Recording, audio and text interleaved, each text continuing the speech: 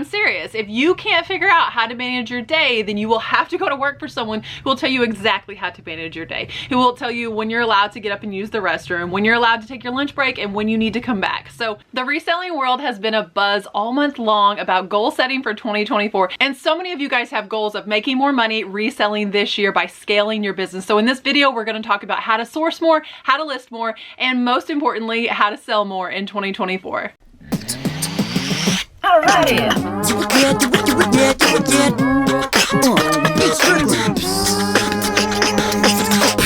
When I started out reselling about 8 years ago, I had the goal of making $100 a week. I knew that if I could profit $100 a week and pay my grocery bill at the time, then I really was onto something. Since then, I've been able to scale my reselling business far beyond that. And I want to share the tips and strategies I used to do exactly that in my own business with you today so that you can also scale your reselling business. The first way of scaling your reselling business that we're going to talk about, we're going to be dealing with exactly the inventory you already have, because while later in this video, we're going to be talking about bulk suppliers and sourcing more inventory, it's possible that you just don't have access to that, or possible that you don't have access to the capital that would allow you to source more inventory. So how could you possibly list more if you don't have more inventory to list? Diversify. The first thing you can look at diversifying are the markets that you currently have your items listed on, and I would encourage you to start with marketplaces that don't charge you to list on them. I know there are some marketplaces that will charge listing insertion fees and listing maintenance fees. There are a plethora of options and platforms out there where you can list items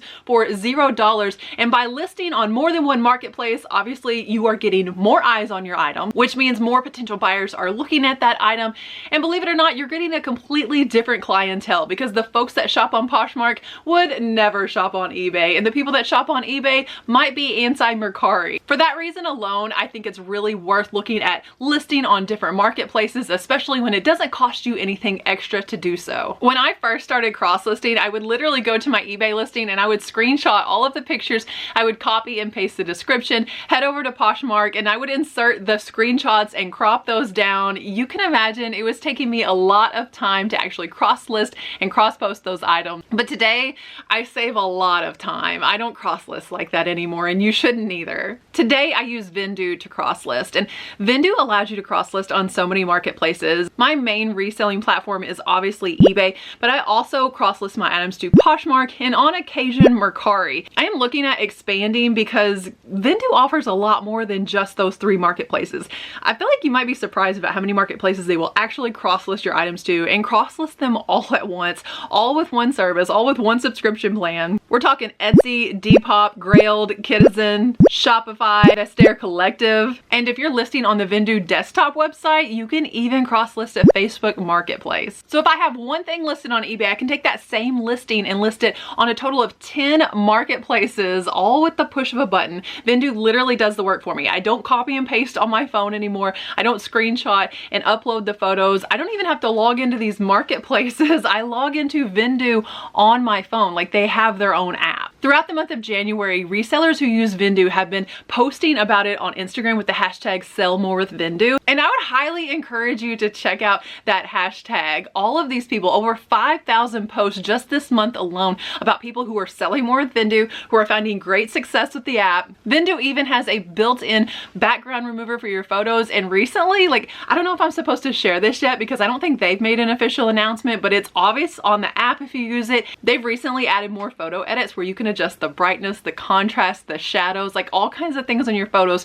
right from the Vendoo app. If you're interested in trying out Vendoo, they have a free plan. You can click the link down below in my description. If you decide that Vendoo's right for you, then you can join the thousands of resellers who are selling more with Vendoo. Thank you to Vendoo, the sponsor of today's video. If for whatever reason you decide you only want to babysit one reselling platform at a time, then look at how you resell and diversify that potentially. Are you selling items that you could also sell locally? There's potential that you have things that would make a great antique booth, a reoccurring yard sale. Potentially you could set up at a reoccurring flea market. You may even have an item that a local shop owner would allow you to place in their store for a commission. Get creative about the ways that you sell and think outside of the online reseller box. But even in regards to online reselling, there are so many options other than listing services and listing sites that you just list the item and wait for someone to buy it. What about online live auctions? They are absolutely taking over. I'm talking about Whatnot live auctions and Poshmark live auctions.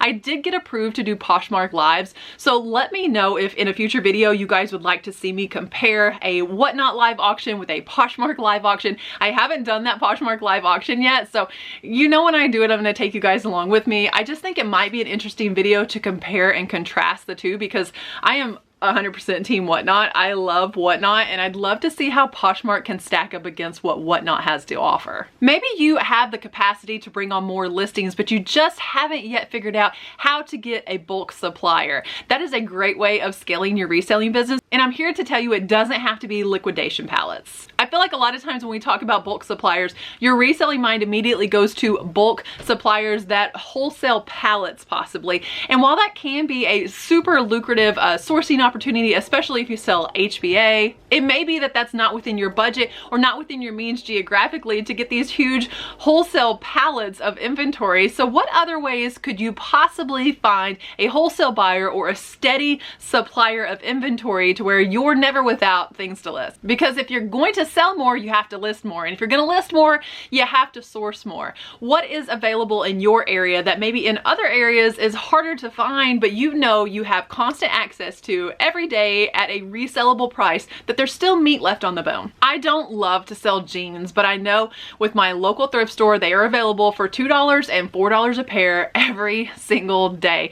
If I ever wanted to become a women's jeans seller, I have the plug for that. VHS in my area is 10 cents a VHS. If I want to be a VHS wholesaler, I could probably do that. I have a friend who is crushing it over on Amazon because we have such a great local source of media. But you have to find the local supplier that's selling something you're passionate about, because if not, it just becomes a death pile. If I were to walk in and clear the rack and buy all of those women's jeans and all of the VHS tapes, I would go home and not list them. I'm not even remotely interested. To be honest with you, photographing women's jeans is such a chore for me. I don't enjoy it at all, but I know some people find that super therapeutic. You might be surprised if you just put the word out about what it is that you're looking for. You could have people start coming to you. Say you sell baseball cards and you want everyone's baseball card collection. What harm would it do to go on Facebook or local online marketplaces and advertise that you're looking to buy those types of items? Again, you may be surprised your inventory could come straight to you and the search is over. My oldest son is a reseller. He's 17 years old. He's in high school. He sells on my accounts, totally supervised by me, but he absolutely loves it. He loves the freedom and working for himself.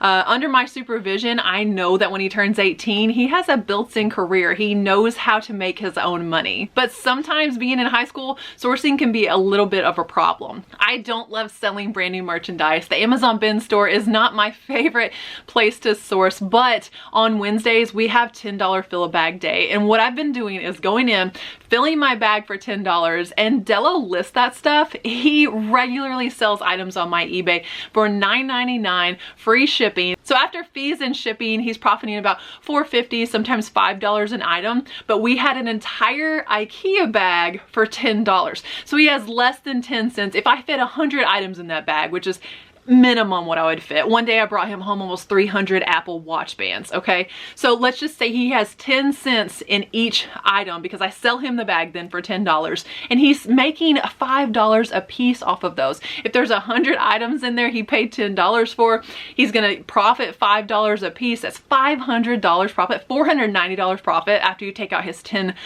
a bag. Now he loves to sell the type of things that I find at the Amazon bin store. I do not enjoy it. it. I am willing to sell it to him at my cost, but is there a potential that someone around you could even source for you? Someone who likes to shop those places, maybe they would get you a bag and charge you $20. Think outside the box. It is not all about the $7,000 liquidation palette that you see people opening up on YouTube channels.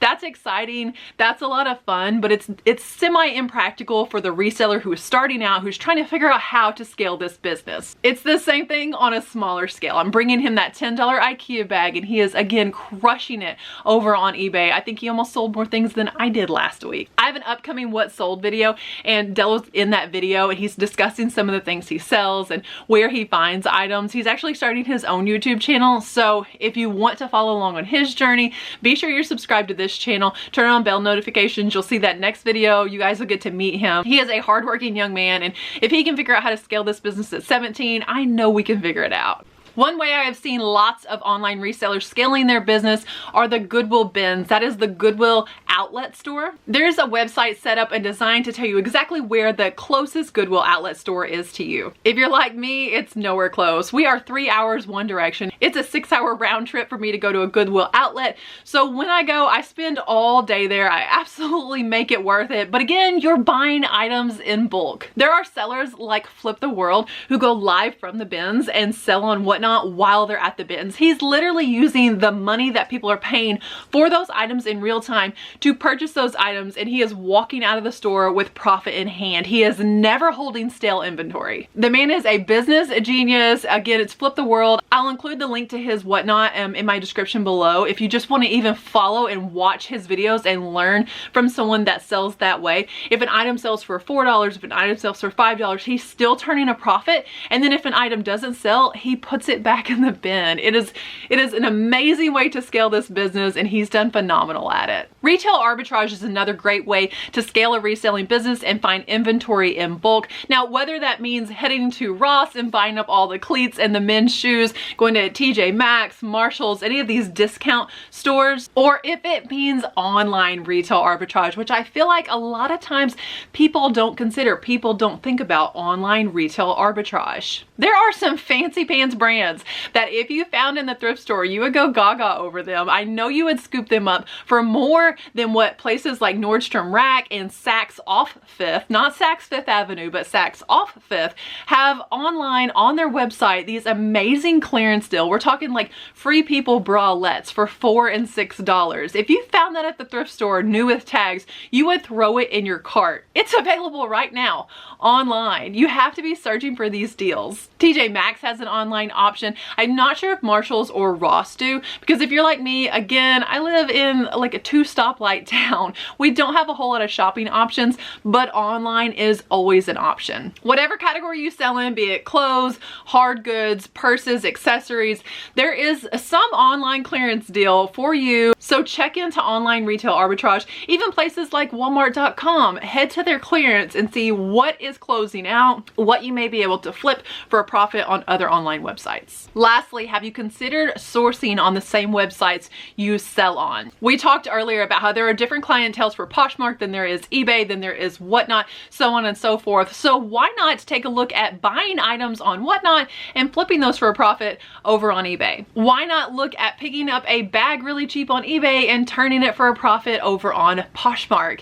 Yes, it absolutely can be done. I recently posted a video detailing to you guys how I buy so many luxury purses. I'm talking Gucci, Louis Vuitton, even Hermes products. I'll link that video below in the description, but in that video I am picking up Louis Vuitton and Gucci for like $40, $30 a wallet. I know that I can flip those online for a profit, and I can return back to that same seller and keep buying these products over and over again and flipping them. And even if I'm flipping these items for $20 at a time, I am flipping and restoring and revitalizing and selling items that I'm seriously passionate about, and it feels less like work than going again to the Amazon bin store, picking up something I have zero interest in and making myself list it. I'm making myself work. I may as well go clock in for someone else. Find an online source for a product you're passionate about and it will not feel like work. If you are successful in diversifying and finding other online marketplaces, if you are successful in finding bulk suppliers for the items and the inventory you are passionate about, you are going to have to become really, really good at time management. It is the third thing we're going to talk about today in scaling your online reselling business. I'm telling you, time management is everything in this business. Listen to me, you can either own your own day as an online reseller, as a CEO, as an entrepreneur, as a self-employed business owner, or you can let someone else own your day and you will rent it from them. I'm serious. If you can't figure out how to manage your day, then you will have to go to work for someone who will tell you exactly how to manage your day, who will tell you when you're allowed to get up and use the restroom, when you're allowed to take your lunch break, and when you need to come back. So if you honestly want to work for yourself and you don't want to have to rent your day from somebody else, then become the best at time management. This is everything in scaling an online reselling business. And becoming a good time manager with an online reselling business, you have to look at how you're actually spending the hours of your day, and you need to define your job. Let's say you are an online clothing reseller, okay? You love and are passionate about selling clothes. Are you a vintage clothing mender? Are you a spot and stain remover? No. So stop picking up the damaged items that are taking more of your time to mend, more of your time to repair, more of your time to OxyClean. If it's taking that much of your time, you're not an online clothing reseller. You are a vintage clothing restorer. And you're probably not making what a vintage clothing restorer would make because you're spending hours on one t-shirt you might sell for $20. It's amazing to sell the vintage. I'm all about it. But what is the definition of your job here? Let's say you sell vintage games, like vintage gaming systems. I know a lot of people that will talk about testing every game that they get in. Are you a game seller or are you a game tester? Because unless you're streaming on like Twitch or YouTube or something, you're not being paid to test those video games. You're not being, I mean, yeah, I guess eventually you're being paid when they sell. You're not being paid to test every single record that comes in. If the only way that you feel confident in selling a record is to play the entire record and listen to an hour of music, and you have a list of 600 records, you're not a record seller. You're a record listener. I don't think that's a job. I hope you guys are getting the point of this. Stop picking up the items that are damaged, the items that are time sucks, the items that are dirty. I saw so many people absolutely spending hours scrubbing the dirtiest shoes for a $15 or $20 profit. I don't understand it, but that's not something I'm passionate about. Now, if it's a labor of love, perhaps, but I beg you to couple it with something that's making you a better return in your investment for your time. Because you're not a shoe cleaner, you're a shoe seller. Does that make sense? I'm not saying I don't pick up broken items. You guys see that I sell broken items all the time. That's the key. I sell broken items. I don't pick up the item broken and think, I'm gonna fix this before I sell it. Not with every item. It cannot be that way with every item. Now, again, if you sell vintage electronics and you're passionate about tube radio restoration, pick up the tube radio. Throw some creativity into your workload. Don't pick up 800 broken tube radios, because now you're not a tube radio salesperson. You are actually like a repairman. I hope this is making sense and this is landing. I don't mean any offense to anyone. You can mend whatever you want, but if you have a pile of items in the corner of your office that are to be repaired, to be fixed, that pile is costing you so much. It's costing you time, it's costing you energy, it's costing you physical space, and it's creating negative energy in your workspace. Stop bringing in items that need to be babysat. Bring in items that need a wipe down and they're good to go. They're good to be listed for the majority. Obviously there are exceptions, but I think you guys get it. In time management, you need to make a schedule. You need to make a plan. You need to say Monday through Friday, if the only job you have is listing items on eBay, you're not creating content around it, you're not on Whatnot, you aren't putting it out on Instagram, that is your actual job, that is the only thing that is actually making you money, everything else is extra, then you need to have a plan Monday through Friday. How am I gonna get this done? How many items do I wanna list Monday through Friday? Or, you know, if you're hardcore, Monday through Sunday. How many items do I wanna list? Break that down. How many items a day is that? You know, if 7 days in a week, you want to list 70 items, that's 10 items a day. You can list 10 items a day. If you went to work for someone else, you're going to be working likely a minimum of 8 hours a day. It doesn't take 8 hours to list 10 items. I realize it's different if you have Whatnot. Let's say you're doing a Whatnot show every single day and you're doing Posh Lives and you're cross listing, and maybe you even have a YouTube channel, and 10 items a day on eBay is just not going to happen.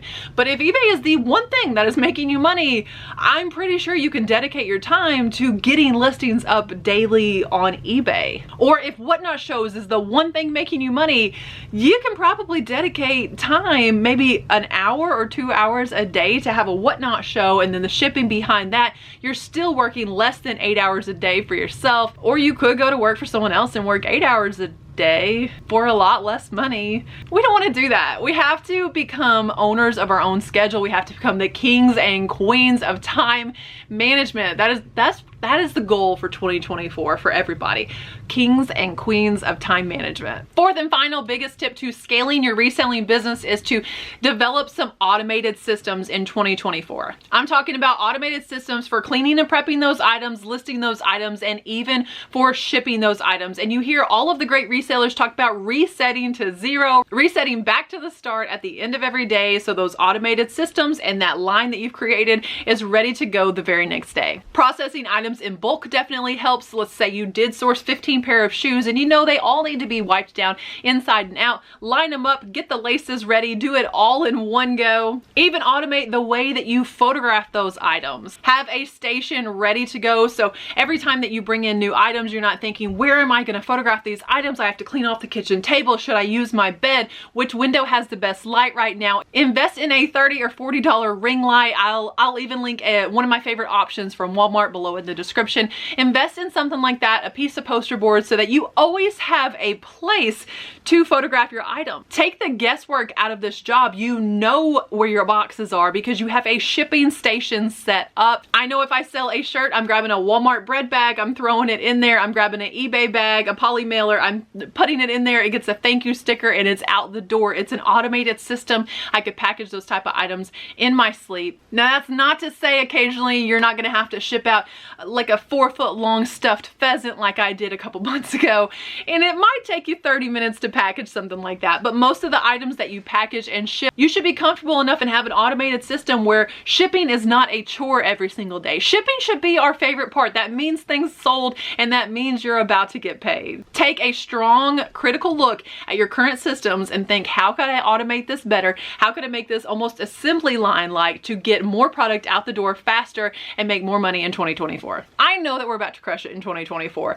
If I put these systems in place in my business this month in January, by December, there's no chance that I won't be selling more than I did last year, 2023. This is the year I beat those records. This is the year I sell more than ever before. Get excited about it because this is a no-fail plan. There's no way, if you truly give it 100%, implement these steps, that you're not going to be a better reseller this year. You are going to be a better reseller this year. I pledge to find bulk sources of better inventory that doesn't suck my time with damaged items that need repair or cleaning. I pledge to list those items to even more marketplaces and diversify the buyers who are looking, get more eyes and more buyers on my items, to take one listing and turn it into 10 listings with cross-listing services like Vendu. I pledge that once those items are in my house, I'm going to be the queen of time management. You will be the king or the queen of time management in 2024. Because with the automated systems I have in place, there is no way I'm going to lose. You're gonna win this year too. Here's to 2024 being your best year as a reseller and scaling that business. Thank you so much for watching today's video. God bless, and remember, treat your business like your business.